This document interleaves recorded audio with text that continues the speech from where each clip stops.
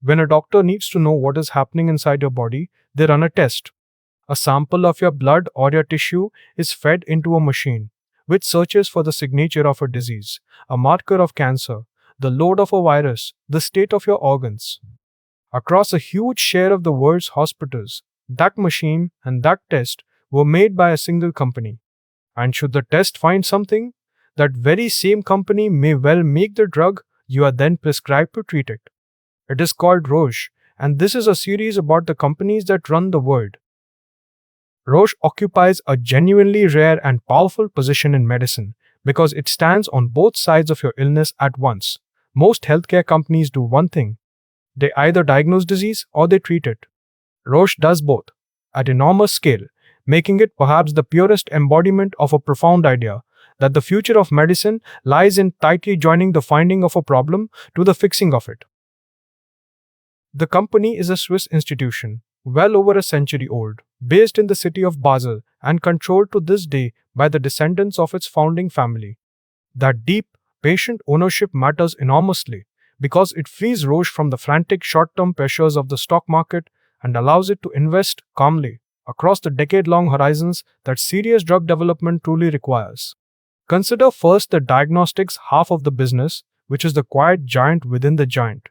Roche is the world's leading maker of in vitro diagnostics, the vast array of tests performed on samples taken from the body.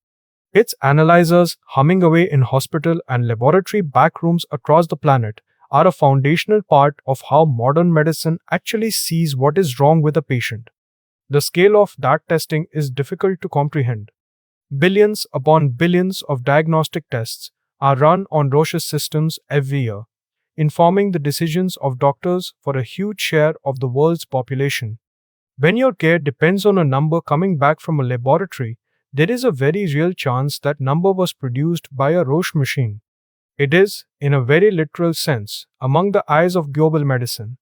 Now consider the other half, the medicines. Roche is also one of the towering forces in the pharmaceutical world, and in particular, a pioneer in the treatment of cancer. It helped lead the revolution into targeted biologic therapies, complex drugs that attack tumors with a precision the old, blunt chemotherapies never had, and in doing so, transformed the outlook for millions of cancer patients. And here is where the two halves fuse into something genuinely extraordinary. A Roche diagnostic test can identify the exact genetic mutation that is driving a particular patient's cancer, and Roche can then offer a drug designed to target precisely that mutation. The company can, in effect, find the specific lock and then sell you the specific key.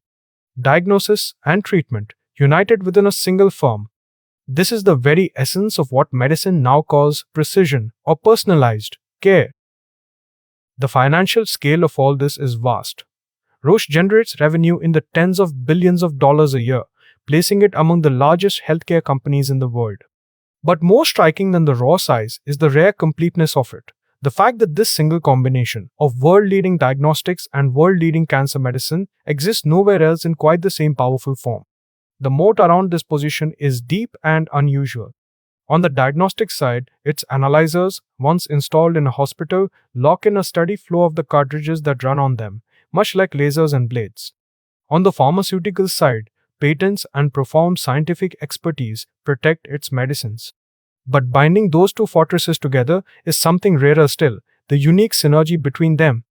It is a self-reinforcing loop of knowledge and treatment, of seeing and curing, that a rival holding only one of the two halves finds almost impossible to match.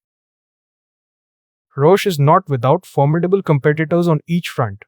In diagnostics, it contends with the likes of Abbott, Siemens Healthineers, and Danaher.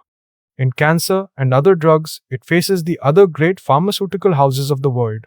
But almost none of these rivals possesses both halves, the seeing and the curing, welded together with the same depth and scale that Roche has spent a century building. The world saw the diagnostic side of this power vividly during the coronavirus pandemic. Roche became one of the largest suppliers of the tests used to detect the virus across the globe, as well as a provider of treatments.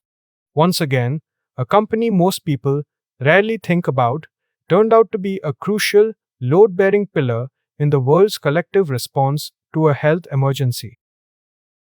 So we reached the question this series always asks, of what would break if Roche vanished? And the answer touches both the finding and the fixing. A very large share of the world's routine diagnostic testing would be thrown into disarray, blinding doctors who rely on those results. And some genuinely important cancer therapies would be lost to the patients who depend on them. Both the eyes and a healing hand of modern medicine would be badly weakened at once. Which brings us to the uncomfortable question, in a subtle and fascinating form. Is there something troubling in one company, both defining what illness you have and selling you the treatment for it? In principle, that union could tempt a firm toward tests that steer patients to its own drugs. In practice, it also delivers the seamless, precise, joined up medicine that patients genuinely benefit from. The very same integration is at once its greatest promise and its most delicate conflict. To be fair, and it truly deserves saying, the synergy at the heart of Roche has been a real gift to medicine. The marriage of sophisticated diagnostics and targeted therapy is precisely what precision medicine requires, and Roche has been one of its foremost pioneers. A great many cancer patients are alive, or living longer and better, because of the joined up science that this unusual company has spent generations perfecting. And that is the deeper lesson of this particular giant. There is a singular kind of power in owning both the question and the answer, in being the one who both detects the problem and provides the solution. Roche understood, earlier than almost anyone, that if you can control both the diagnosis and the cure, you occupy a position in human health that is extraordinarily valuable and almost impossible for a rival to fully replicate. So the next time a doctor tells you what a test has revealed and then hands you a prescription to deal with it, pause on the quiet possibility hidden in that ordinary moment. There is a real chance that the seeing and the treating, the question about your body and its answer, both flowed quietly from the very same century-old company on a river in Switzerland.